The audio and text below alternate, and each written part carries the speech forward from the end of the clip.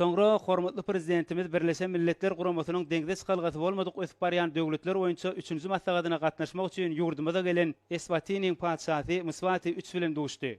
Döwlet başdanymyz belent mertebeli mihmany mübarekläp bu halkara masagada gatnaşmaga çakyly kabul edilmegi üçin minnetdarlyk bildirdi hemde 10 ýylda birgedek geçirilýän bu möhüm çäre Eswatini padşalygynyň ýokary derejeli wekiliýetiniň gatnaşmagynyň ähmiýetini belledi.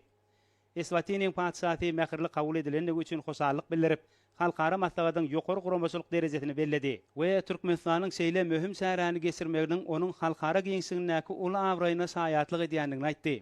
Şeýle-de belent mertebeli mihman pursatdan peýdalanyp Türkmenistanyň Birleşen Milletler Guramasynyň baş assambleýasynyň 79-njy sessiýasynyň wise başlyklagyna bir agzdan saýlanmagy münasibetli gutluglaryny beýan etdi. Döwlet başdanymyzy hoş niýetli sözler üçin minnetdarlyk bildirip Türkmenistanyň Birleşen Milletler Guramasy tarapyndan 3 gezek ikrar edilen bir taraply hukuk ýagdaýynyň esasyny daşary ýurt döwletleri bilen dostlukly gatnaşyklary alyp barýanlygyny hemde beýleki döwletler bilen bir hatarda Afrika ýurtlary bilen gatnaşyklary aýratyn üns berýänligini belledi.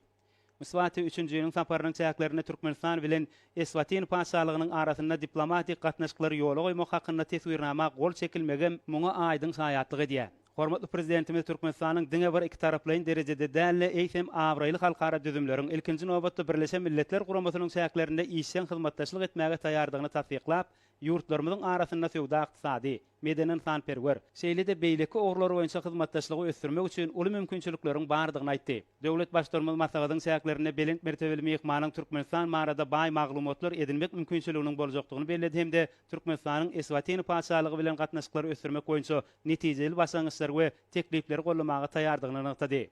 Taraplar iki ýurdun arasynda diplomatik gatnaşyklaryň ýola goýulmagynyň uzak möhletli we özara bähbetli hyzmatdaşlygy üçin berk büniýat döretjekdigine ynam bildirdiler. Duşuň ahyrynda hormatly prezidentimiz hemde Eswatiniň padşahy birek-birege hoş niýetli arzuwlary beýan etdiler.